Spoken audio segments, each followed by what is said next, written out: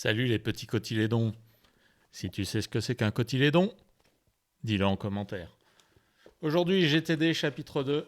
S'organiser pour réussir, toujours. Je ne me ferai jamais à ce titre. Vraiment, s'organiser pour réussir. Est-ce qu'il y a un truc moins vendeur dans l'univers ? Dirigez votre vie. 5 étapes pour maîtriser le flux de travail. Donc ce chapitre 2, c'est encore un peu une introduction. Voilà. Donc c'est la 3e vidéo d'introduction sur 15. C'est un des défauts de ce livre, en fait. Enfin, je ne sais pas si c'est un défaut ou une qualité. On le dit souvent en formation. Pour qu'un truc rentre, il faut que ce soit répété. Bon, on va dire qu'il est très bon pédagogue parce que on est quand même à 40 pages et on est toujours en train d'expliquer ce qu'on va faire. Ça reste quand même un petit peu du concret, ce que je vais vous expliquer aujourd'hui. Donc je commence par vous lire le début du chapitre parce que je trouve qu'il est intéressant. Le processus de base que je propose pour travailler dans un esprit de contrôle dans la détente est une méthode de gestion du flux de travail en 5 étapes.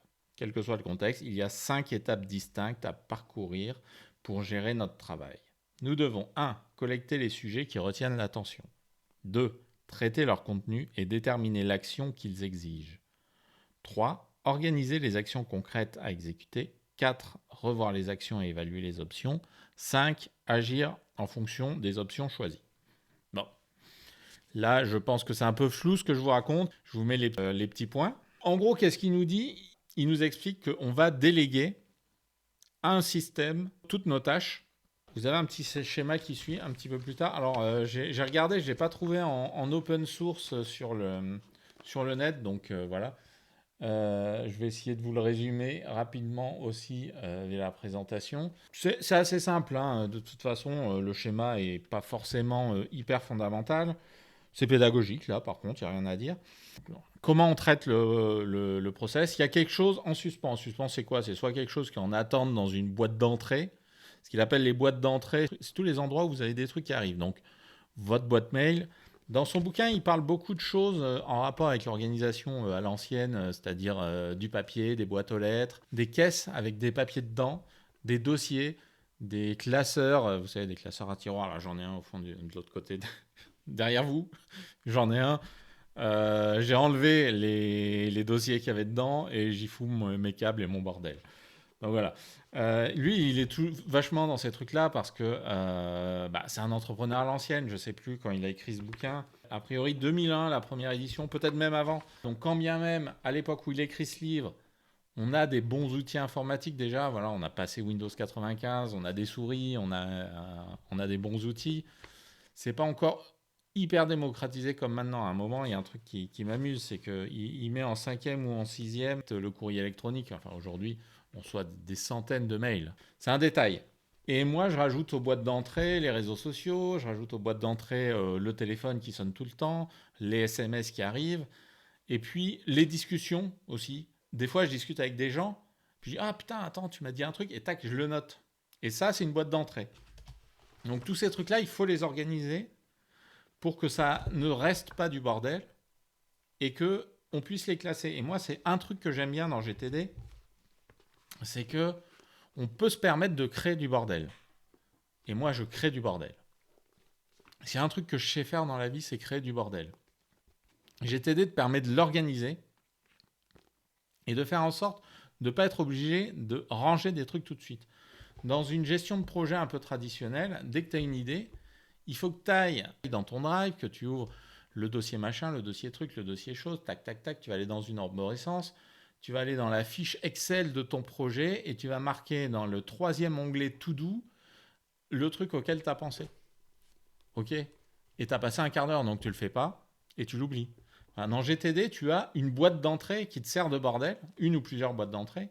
Et moi, en fait, j'utilise un outil en ligne, un outil qui s'appelle Trello. C'est un outil pour faire des tableaux. Ça fait des tableaux avec des colonnes. Tu fais des listes de trucs. Et ce qui est pas mal dans Trello, c'est qu'un truc donné, ils appellent ça une carte, tu peux y attacher plein de choses, des documents PDF, etc. Donc moi, dans mon tableau quotidien Trello, j'ai mon tableau quotidien, je ne fais pas un tableau tous les jours. J'ai un tableau dans Trello qui me sert à appliquer la base de la méthode GTD. Après, je peux avoir des tableaux par projet, etc.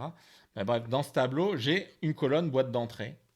Et ce qui est super avec Trello, c'est que cette colonne boîte d'entrée, vous pouvez même l'alimenter par mail. Donc j'ai un contact dans mon téléphone, par exemple, qui s'appelle Entrée Trello. Je note un truc, j'envoie le mail, et ça se range dans ce tableau-là. Toutes ces boîtes de collecte, il explique comment les traiter. Ça peut être un mail que quelqu'un vous a envoyé.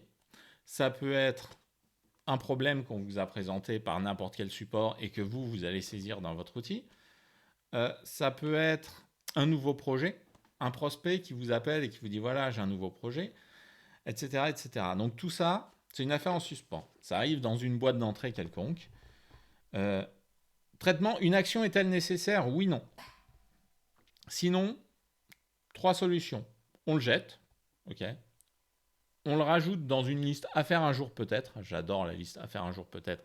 Elle est remplie de bordel, vous imaginez même pas. Et à conserver en cas de besoin. À conserver en cas de besoin, référence. On verra plus tard comment j'organise les informations. C'est un sujet à part entière. J'avais essayé de l'expliquer. J'ai fait une première version de cette vidéo où je l'ai expliqué. J'ai passé un quart d'heure à tourner en rond. C'était pas clair, donc on verra plus tard. Une action est nécessaire, oui. Quelle est la première action à exécuter? S'il n'y en a qu'une. Est-ce qu'elle fait moins de 2 minutes? Oui. Vous la traitez. Non. Vous la remettez à plus tard.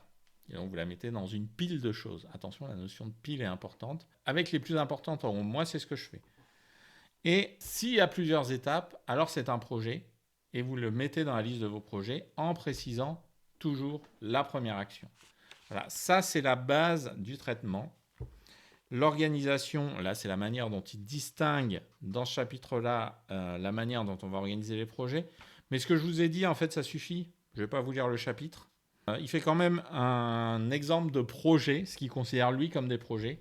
C'est différent de la notion de projet dont on va parler en gestion de projet. Donc si vous avez déjà vu une vidéo de moi qui parle de gestion de projet, je vous ai donné une définition du projet, probablement, ou je vous le ferai plus tard, qui est très différente de celle-là.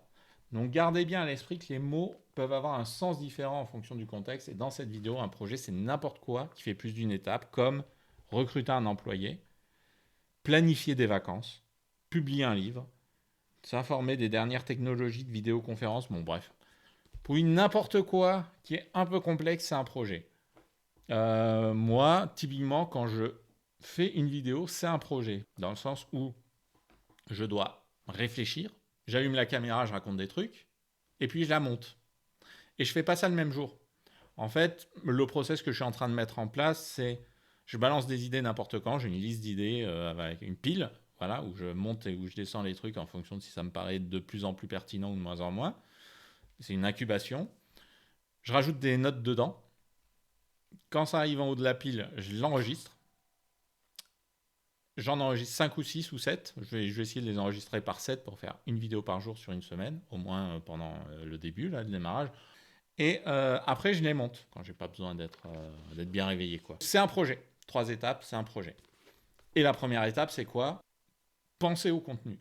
Donc, j'ai une idée, je le mets dans une liste, et quand j'ai le temps, je pense. Des fois, je rajoute des trucs dans cette tâche, et des fois, je me pose et je me dis, tiens, qu'est-ce que je vais raconter, sous quel angle je vais prendre les choses, etc. La liste de faire un jour peut-être. Acheter un bateau de pêche, apprendre l'espagnol, acheter un scooter. Donc ça, ouais, moi j'ai la même liste. Alors je vais pas acheter un bateau de pêche parce que je suis un montagnard. Étape 4, l'examen. L'examen, ça c'est une étape intéressante. Voilà, je finis là-dessus. L'examen, ce sont les moments où vous vous posez 5 minutes pour vous organiser.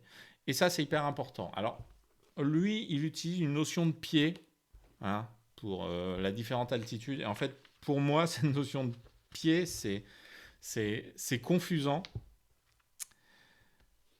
Parce que moi, j'utilise le système métrique.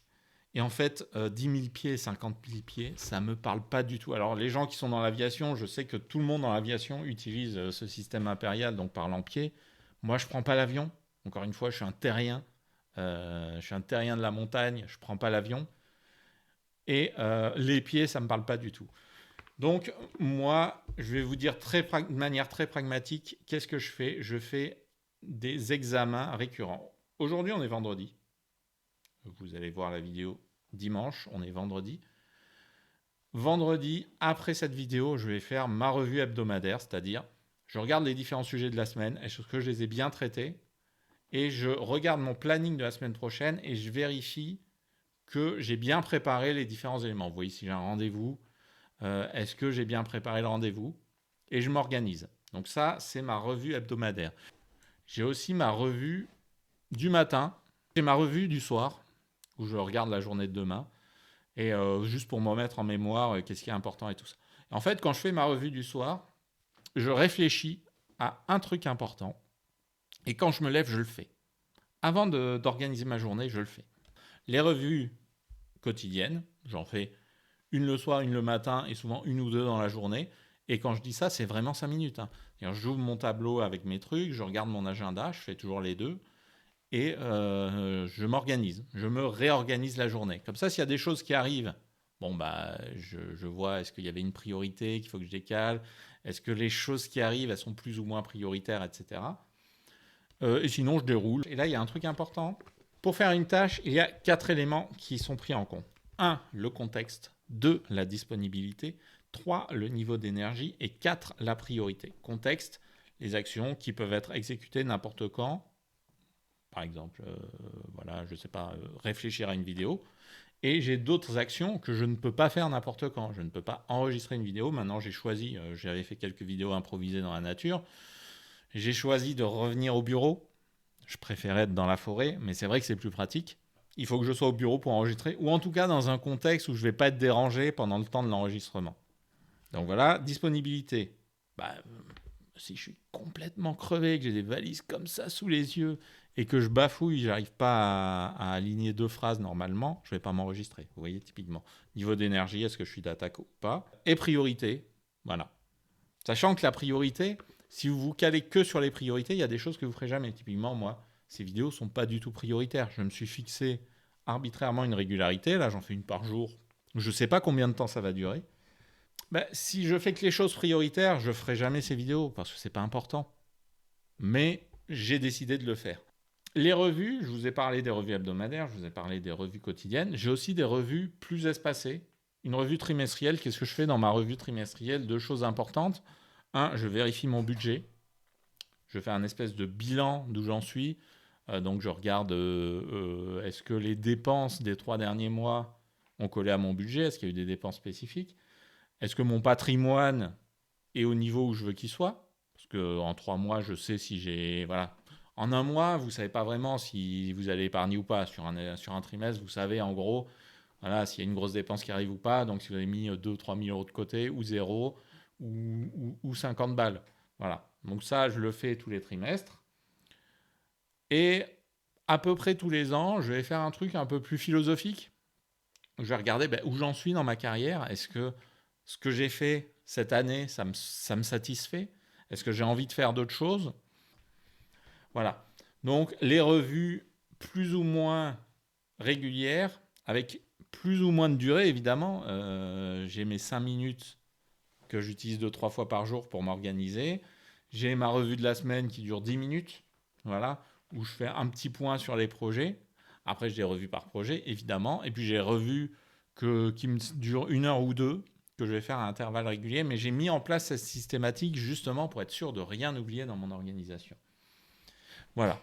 Donc, on a fait le tour de chapitre 2. C'est encore une fois un peu flou. On va rentrer dans le concret, vous inquiétez pas. Donc, ces 5 étapes, je les rappelle rapidement. La collecte des choses, donc organiser sa collecte. Voilà, étape 1. 2, traiter le contenu de ces choses-là. Donc, c'est-à-dire, voilà, une fois que vous avez la liste des tâches que vous devez gérer, qui viennent d'un peu partout, vous décidez de ce que vous faites. Est-ce que vous le rangez dans un truc à faire bientôt? Est-ce que vous le faites tout de suite? Est-ce que vous la balancez à la poubelle? Est-ce que vous la mettez dans une liste où vous verrez plus tard, à faire un jour peut-être? Ou est-ce que vous l'archivez dans un système de gestion de l'information? Et là, c'est bien utile de distinguer les informations des actions. Hein. On en reparlera dans une prochaine vidéo. Ensuite, troisième étape, l'organisation. C'est-à-dire que, voilà, comment on traite les actions, comment au quotidien on les traite. Revoir, parce que s'assurer que la manière dont on les traite fait qu'elles sont traitées un jour et qu'il n'y a pas des actions importantes qui sont mises tout au fond du travail. Et enfin, agir, c'est les moments où simplement on exécute. Voilà, ça c'est ces 5 étapes. Si la vidéo est un peu brouillonne, j'en suis désolé. C'est un peu le livre qui est fait comme ça, mais après on va rentrer dans des sujets très précis, donc on va pouvoir parler de concret. Si malgré tout vous avez apprécié la vidéo, mettez-moi un pouce bleu. Si vous pensez que ce que je vous raconte est intéressant et que vous voulez en savoir plus, abonnez-vous pour voir les prochaines vidéos. Je vous souhaite du fond du cœur une bonne journée. À bientôt.